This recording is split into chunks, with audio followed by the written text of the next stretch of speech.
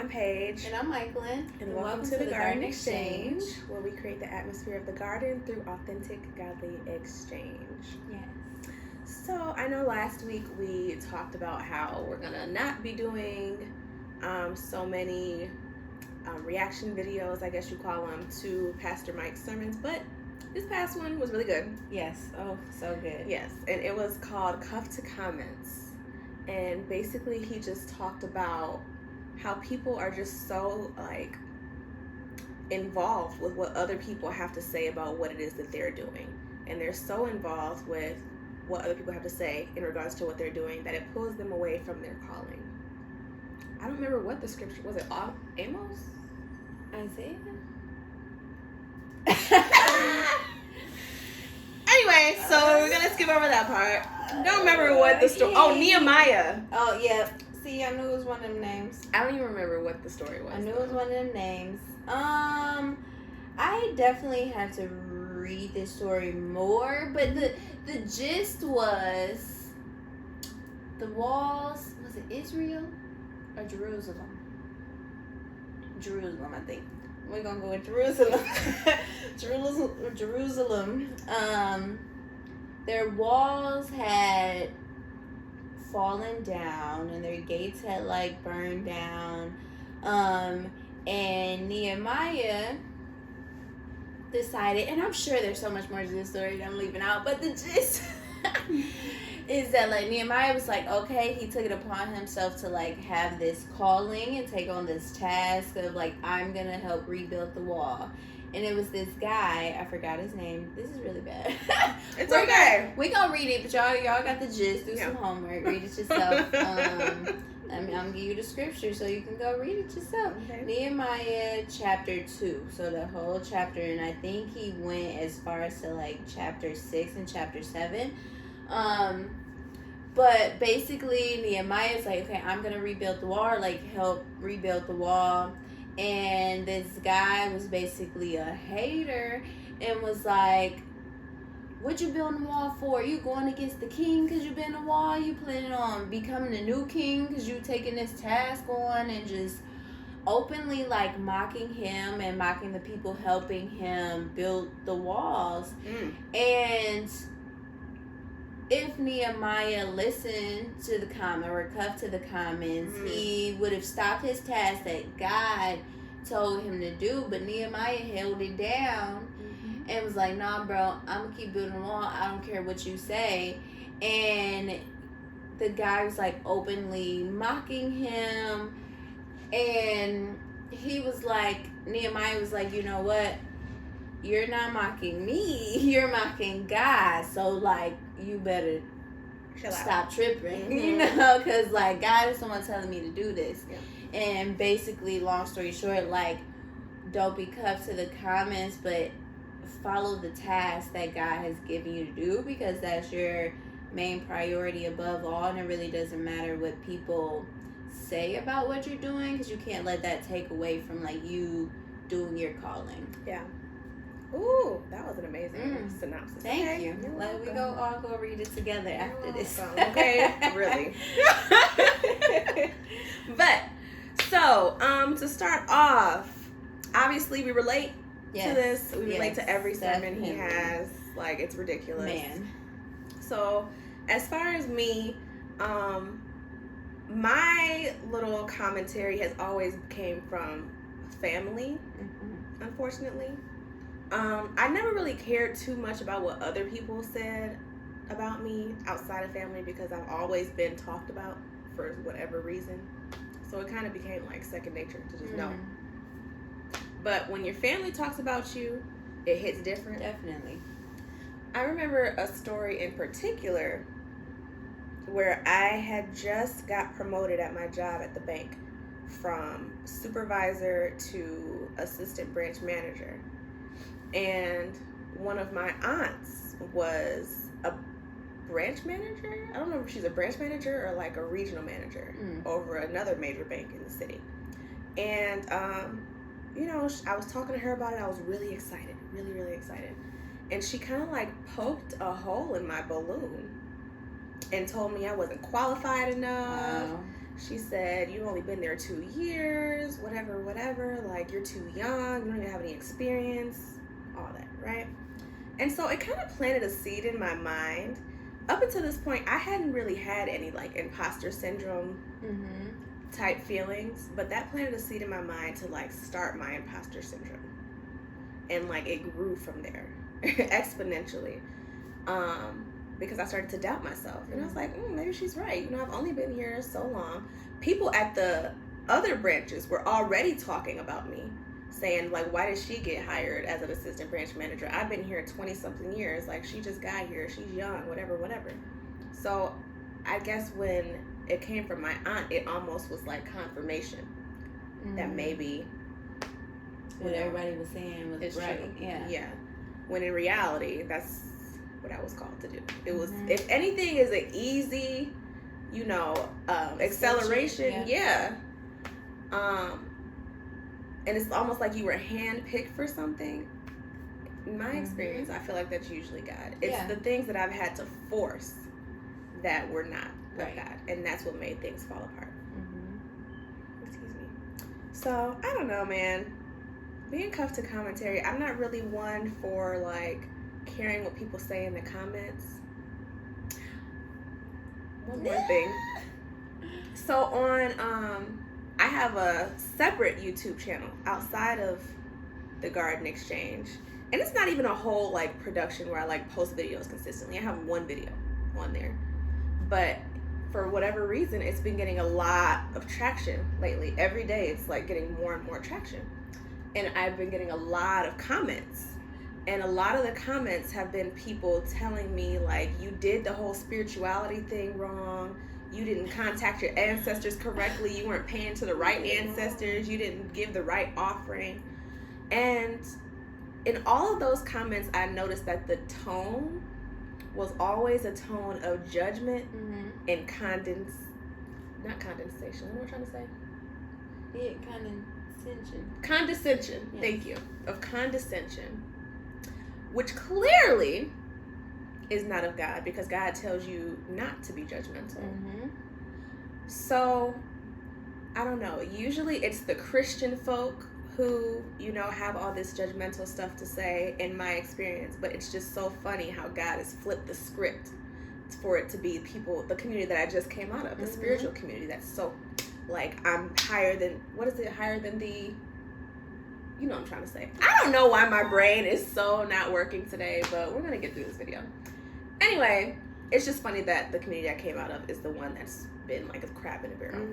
Whereas the Christian community on the comments has been very uplifting. Welcome back to the family. God is amazing for bringing you back out of that. Everything like that. So either way, being swayed by the positive comments can be detrimental, because it can boost your head up too much, which has happened to me. Being swayed by the negative comments can be detrimental, because it can pull you away from your calling, which has also happened to me. Wow, that was good. Okay, a couple things. One thing, I think it's interesting that the spiritual people, like, comments were like, you didn't do this right, you didn't do that right. And that's the exact things that we were saying, why spirituality, like, it feels so much better to just be connected with God. Because, like, God just wants you to show up, be like, I love you, God. I believe in you, God. That's it. That's it. And he will begin to do a work in your life and draw you even closer if that's what you want. Yeah. No tricks, rituals, hoops to jump through. Gotta buy a whole bunch of materials to get a blessing. No. Come as you are, literally. Come as you are. And he will work with you and mold you from that. Man. And the fact that which, I mean, I'm not saying this in a condescending way, because that was us, you know? But it's just so interesting that people are more willing to lean on, like, I have to do all these things and do it exactly right then. Yeah. I'll get the love of the universe, or, you know, whatever. And it's like, that's a lot. Like, as humans, we can't even keep ourselves. I can't even feed myself half the time. Girl. Like, it's all day, and I'm like, dang, did I eat today? Girl. Like, I can't even remember to eat. How I'ma remember to do all this stuff in order to stay in good graces, you know, with the universe. And I'm like, bro, that's a lot.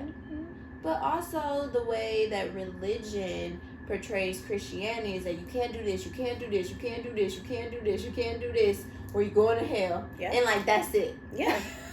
Yeah. That's it. And that's also against God. Like, that's not what God's all about. Boundaries. Like, dang, nobody. When you hear the truth, capital T, you like, oh no, yeah. That's it. That's exactly what I need in my life. Yeah. And for a while, thought it was spirituality, and then like you get burnt out. Like, bro, this can't be. Yeah. It literally ruins your life. If you, all the people who may be in spirituality right now, into New Age, that's what it's like, what people call it now. You talk about, you know, all these people who like don't have friends. Nobody has any money. Everybody's lonely. Everybody's depressed. People are turning against their family. People are turning against their parents. People are against each other. And I feel like those are all the fruits of spirituality, because it's been consistent. It's consistent from person to person. And the order may be different in which it happens to somebody, but it's been consistent, because I know people personally right now who are in spirituality who are going through the breakdown of their life, but are refusing to come out of it out of pride and out of what they think Christianity is based off their previous experiences. So I think if Christianity could just be represented to everybody, how it's been represented to us, to where it's a community of love, where God himself is love, where you just take that one step and he just rushes you and grabs you and snatches you up, and all you had to do was take a step. If everybody could experience that, the world would be a much better place. But people just have to get out of their own way. And everybody thinks they know everything. And everybody's so committed to being their own gods and being their own idols and doing everything themselves when they don't have to. I hate to go on a rant, and focusing on all the wrong things, like you like missing the goal, or like, what is it?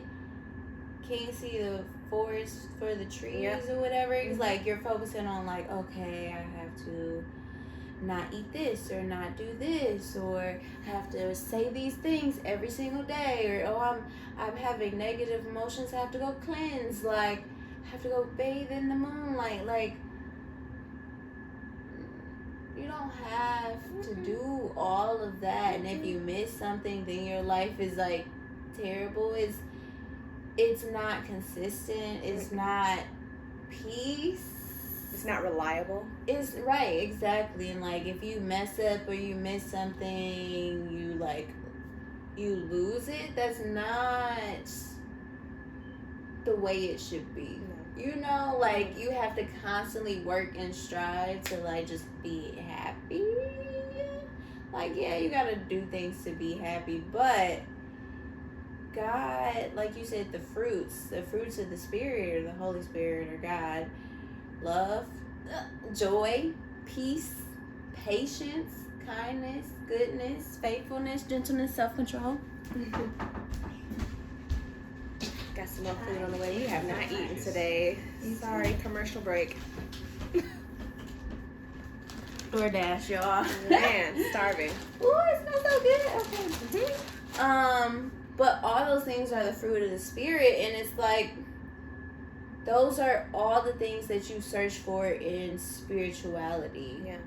That are so temporary and so put on you to like, you have to make sure you're keeping up all these things in order to have this, like, in order to have love, in order to have joy, peace, like all these things, when really, like, when you have God, you have all these things through the Spirit. Like, this is what your life is going to look like when you have God. It's like, yes, I want that. I want to keep that, you know? And it doesn't all have to come from me. And all I have to do is love him, and he'll guide me in the way that will make my life incredible.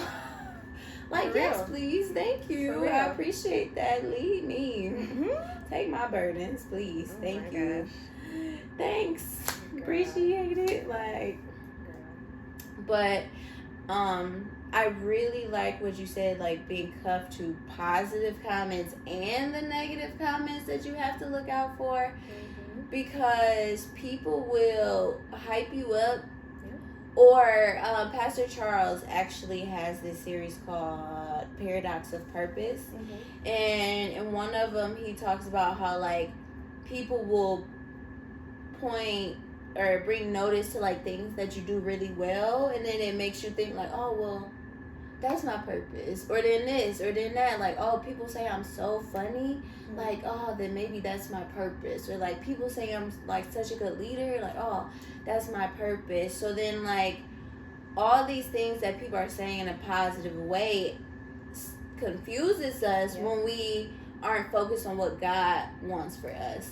Because it's so easy to be like, oh yeah, I can do this, and I can do that, and I can do that, and I can do that. And if I did those things, I'd be so good at it. Y'all right. I am about to go do that. and God just like, you're not going to ask me what I think or what you should be doing. You're just going to be like, oh, people said you was good at this. Now that's your whole life path. Ooh, girl. Ooh, I'm speaking from experience. Same. Ooh, I'm speaking from experience. There's so many things that I'm like, that people are like, oh, you're going to do this. You're so good at this. And I'm like, you know what? I am so good at this. Yep. Like doing and you hair. make it your identity. Doing hair is one thing. And child, what was I doing people hair for? I don't know. I'm trying to be no hairstylist.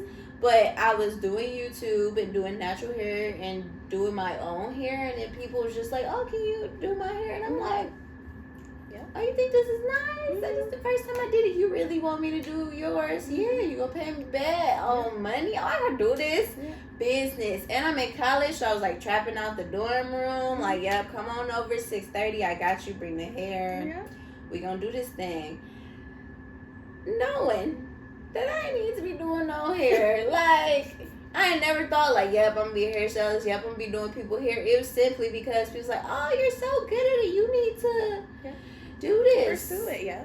And it's like, And that's how I feel like we as in just humans in general, society, we get so off track until our real clear purpose, because we're so distracted by what everybody else is saying.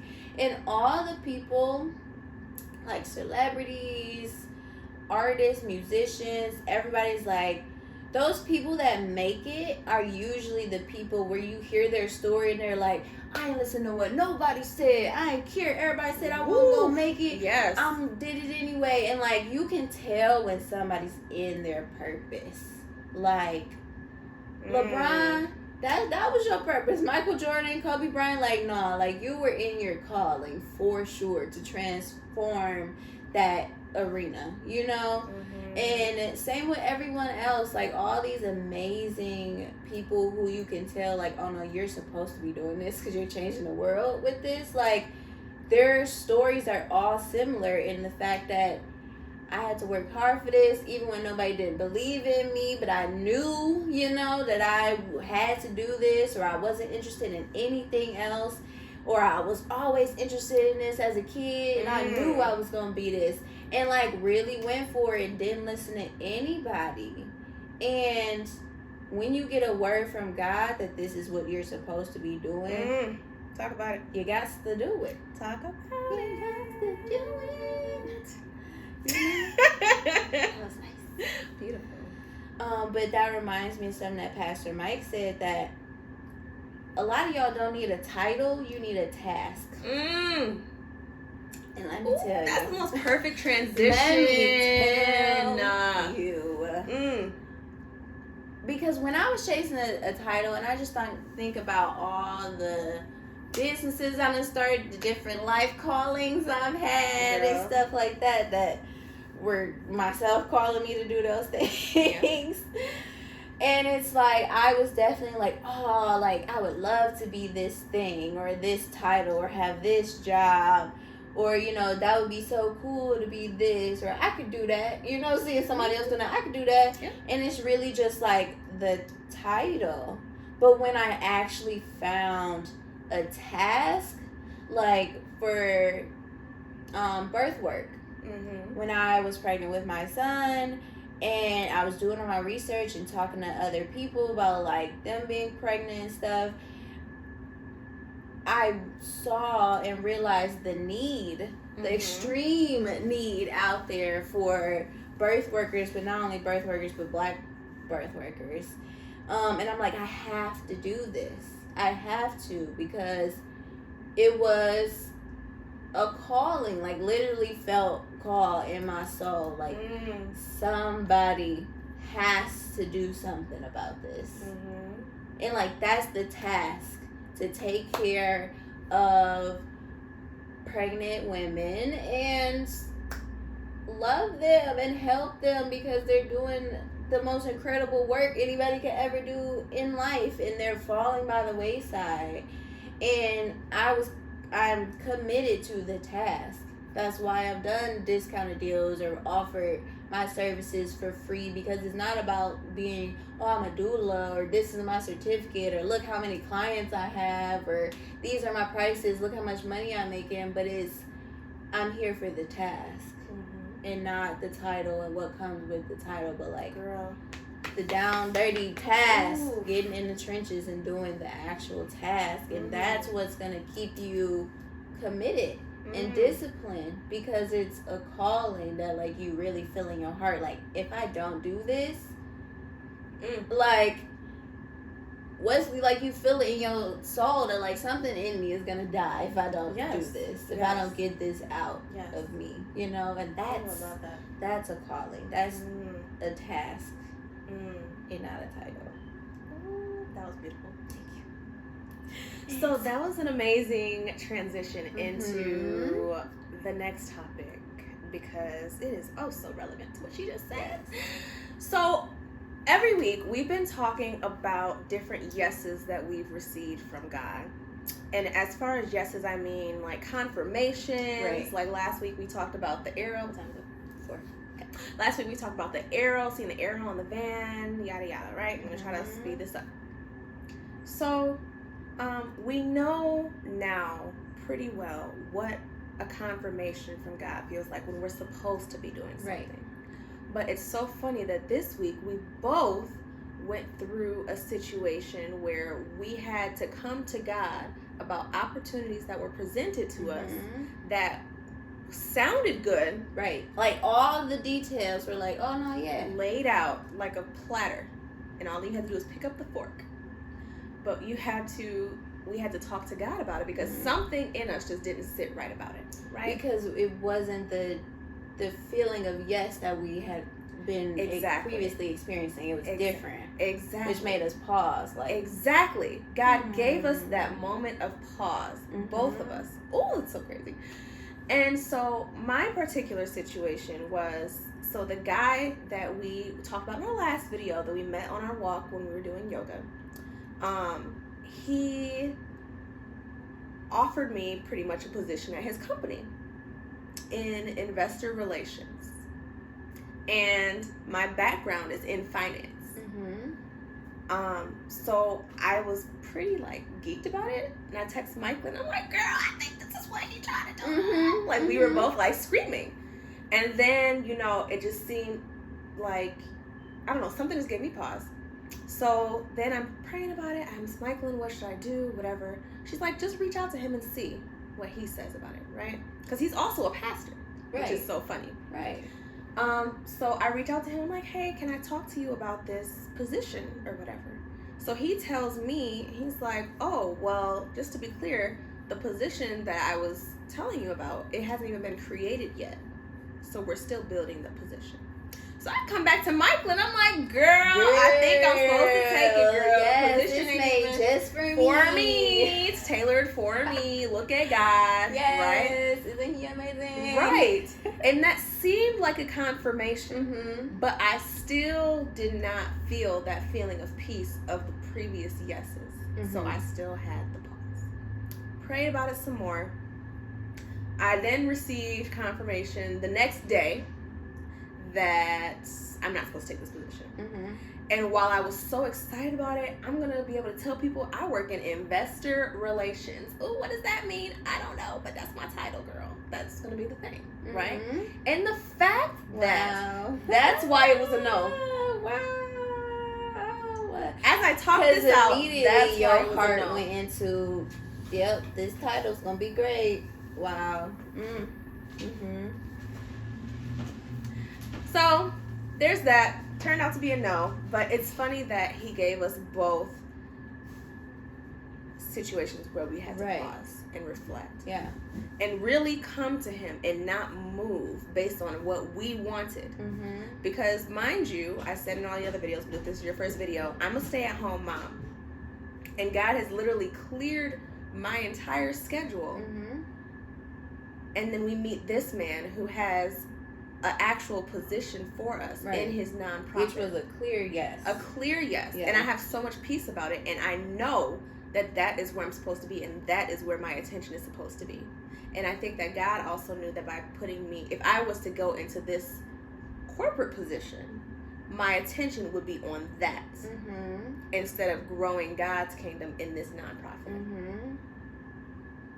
And it's like he's been doing such a work in you, and then when your heart posture changed, and that was to expose me to myself. I think. Exactly. It was like, just showing you still something you need to work on. Ooh. I just want to show you, but I feel like, so my situation was pretty much the same thing. Like, seemed like the perfect situation, but like wasn't really hearing. Like, yes, like we've heard before. Got the, like, through working it out together, it was like, okay, like, we hear the no. And my no was like, not right now. And I'm like, okay, cool, bet. I want to do exactly what this situation is. I want to take this opportunity. It seems so perfect. But you said not right now. I might be a little, like, kid going to scream in their pillow. But, like, you said no. Okay, fine. You know, or, like, not right now. So, I'm like, cool. And then the strength that we've built over time of, like, all these yeses and, like, following and faith and obedience really built up the strength of, like, I know that obedience, like we said in the last video, obedience would be the best thing. Because I know that if I say no to this and be obedient, that something greater than I can ever imagine will be coming next. And even if it didn't, you know, I'm not doing it like, oh, God can reward me for doing something good. But you know, based on his pattern. Right, exactly. Yeah. And every single time we've been obedient, literally right after that, we get the confirmation of, like, good job. Yes. Oh, I forgot that part. Go ahead. And so in my situation, like, when I said no and, like, accepted it, you know, in my heart, immediately right after, what was hidden that I didn't even know was hidden that would have made the situation very bad if I would have did it was resolved. And then I was represented the opportunity, but in such a better way. And it's like, all right, God, bet it up. And you said it didn't feel like a no. It felt like a not right now. Right. But I thought, I mean, because my human, you know, rationality, because that's the only thing we can do, is try to, like, explain what God already said. You know, like, oh, well, that probably mean, like, in some years, not at this time. I'm probably going to be waiting for that for a long time if it ever happens again, you know. I'm like, okay, fine. And my husband, he said this to me yesterday, like, our time and God's time are different. Way different. So years to us is like a day, second to God. Or 2 months in our case. You know, exactly. Yeah. So it's like, I'm thinking, like, okay, I'm going to be obedient and maybe I'll, like, you know, see the fruits of my obedience in some years. Yeah. You know? And it was like, no, like, let me get you, like, some hours later, you know? Holy. And me saying no and walking in that obedience led to, like, growth, you know? And that's, like, the beautiful thing. It's not always like, you're not supposed to do this. And then you just like a sad kid sitting in the corner not getting nothing. It's like, no, not this, because I got something better for you. That's like always how I feel about every time we're obedient. It's like, not this, because I have something better for you. And that's love. Like, that's the love of God. It's not, I don't want you to do things just because I don't want you to do them and I'm a tyrant. It's literally all for us. When God tells us to do something or not do something, it's because he loves us. And it's like, okay, I have a plan for you. Not a plan to harm you, but a plan to prosper you. Girl, as long as you're obedient. As long as you're And obedient. he gives you the choice. Yep. It's always the choice. And it's up to you. And what we learned was that every opportunity is not a God opportunity. Oh, girl. And even when it seems like it. And that just really took me back to just every single open door. I'm like, oh, it's an open door. Girl. Bet, let's go through it. Girl. It's open. Yes. So that means I'm supposed to go through it because it's open. And no, every single door, every single option that's going to be laid before you aren't always going to be bad options. No. And that's the faith aspect.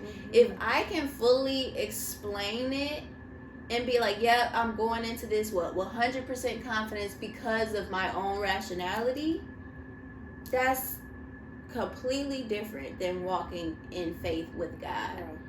Because it'd be situations that God gonna ask you to do and you'd be like, this don't really make sense, or I'm a little nervous, but if you say so, because he knows more than us, you know? And this if you say so has always been the best decision. Always. And I love that he's establishing a pattern with us that we can depend on.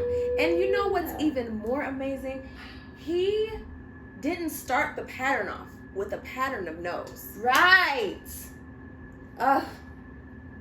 He gave us multiple yeses. So we in knew such a short amount of time. Girl. So we know exactly what a yes looks like. Exactly. Then he drops in a no that looks like it could possibly be a yes to really test your faith. To see how much have you grown. Bro, I told Mike Lynn, God is writing this YouTube show. Like, with this... Every week he'd be like, this is what I want you to talk about. For real. For real. Because we were supposed to record yesterday. That's crazy, Paige. we were supposed to record. We was like, you know what? We wasn't feeling it. And God told us as soon as I left what to talk about. See, he didn't take us through. he wasn't finished taking us through in order to have the testimony, in order to glorify him, which it all comes back to. And that was another thing from what we learned yesterday, was like, does this glorify God? And that's a good question to ask yourself when you're presented with a bunch of opportunities, or an opportunity that seems rationally, this would be perfect. It could work out like this, and this. But will it glorify God? And it could glorify yourself, of like a title or a salary or all the perks. It could glorify someone else, like, oh, well, someone else really thinks that I should do this, you know? So you put more trust in what this other human says versus what God wants for you, like, or like, does it glorify all these things? Or like, oh, my boss really wants me to do this, or the company that I work for, whatever. Or is it coming back to glorifying God? And that's part of the criteria. So when you know, is this what you're supposed to do? And the answer of does it glorify God may not even be apparent at that time. Right. Because it may be a situation that you're stepping into where it's, and it seems like, how could this possibly bring God glory? But the person that he's putting you in conjunction with could be somebody that you're supposed to change their life. You never know. You never know. Just, you have to follow that feeling. So once you get that confirmation of a yes, remember what that feels like. Because she sent me a scripture where it was like, if you know what you're supposed to do and you do the opposite, that's a sin. And I wanted to be in investor relations, child. I wanted it. But that's not where I'm supposed to be. Yeah. And he really taught us to wait, because I was like, you know what? I'm not really sure if he's saying yes or no. I'm just going to do it. And then I'm going to really find out. Like, you know? Yes, for real. Yeah. And a year ago, me would have been like, yep, I'm just going to do it. Mm-hmm. And then, see what happens. You know? And like, or that's the saying, is better to ask for forgiveness, to ask for permission or something like that. Mm-hmm. Sis, bro, I lived by that for so long. Toxic. I lived by that for so long. And that has always seemed like normal. Like, yeah. YOLO. Yeah. You know, and now that I'm thinking back, like, oh my God, that's terrible. Duh. But like, nobody says YOLO anymore. YOLO. Anyway. Oh my God. You become a mom and just be out of can't touch. keep up with the times. Whatever it is now. The equivalent. YOLO. But the no made us wait. Yes. Wait on God. Oh, and I said, like, because we've always brought up that, like, God is like a parent. Yeah. And that shows a sign of maturity when you can wait, you can listen, you can be patient to, like, really think about the next step and not have to be directly led. So like, God has been working on us and establishing us and have given us clear signs of like, this is a yes, this is where I want you to go in this direction. But that's what you do when your children are young, you know, like, okay, come on, time to do this, time to do that, we gotta do this, go do this, don't do that. And it's like very clear and blatant, but you do all that. And it's like, what, raise a child up in the way they should go, and so they'll never depart. So, like, we've been going through this process of being raised up the way that we should go. So you know exactly, like, don't do this, do this. You know what my voice sounds like. You know how to follow me. And now we're maturing. So now he presented an opportunity where I'm not going to tell you as blatant. I'm not going to just, lead you along holding your hand. Now it's time for you to take everything that I've taught you over the times that I've been directly guiding you, and now it's in you. Now it's time to see if you're going to make the right decision based on what I've put in you. And that's maturity. When your kids go off to college or go spend a night at somebody's house, you have the expectation that they're going to act right. Girl, that was because good. You've already put it in them, That was good. So I feel like and accurate. It's a good sign of, like, we're maturing. And especially when we get into this organization and start actually doing the calling and the task that God has called us to, there's going to be times where it's going to be very clear. Yes, we should do this. Yes, or no, we shouldn't do this. Sometimes we're going to have to wait. We're going to have to pause. Every opportunity that comes up, even though it seems like a good opportunity, might not be. Isn't it so fitting that the name of the sector that we'd be involved in is Faith Communities Commission? And that's exactly what we've been being led by. Oh, he has been building faith for sure. For sure.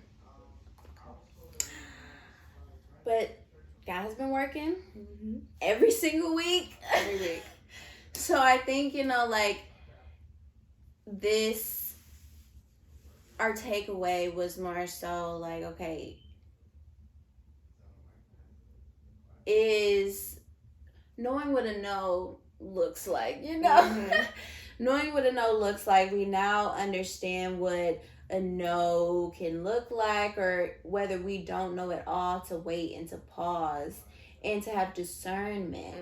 And Pastor Mike said, like, in order to have discernment, you have to have that discipline, which means, like, constantly trying to follow in God, follow what he's telling you, and constantly always, like, seeking him and what he wants for you develops a relationship, which then develops your discernment in situations. And discernment If you have discernment inside of you, Mm. that's the maturity, of like, I can make this decision because I have the word inside of me, I got the spirit inside of me, and this is leading me to like what I know I should do and what I know I shouldn't do. And like, what an amazing God. Girl. What an amazing training camp that he's putting us in like such a small, controlled environment. Yes. So when we get out into all the parts of the world to like spread the message, like, know, exactly. Yeah. And like, you was raised right, you know? And what I appreciate so much about the way that God is doing is, and I pray because of his pattern that he's already established out of love, the fact that he's revealing himself to us in a way that is completely contradictory of what at least I was raised. Because what I was raised to believe about God's no is that it hurts. And that it's like fire and brimstone. Like a no is painful. And while saying no may have like been a little uncomfortable. Right. After I said no, I felt literal peace. Yes.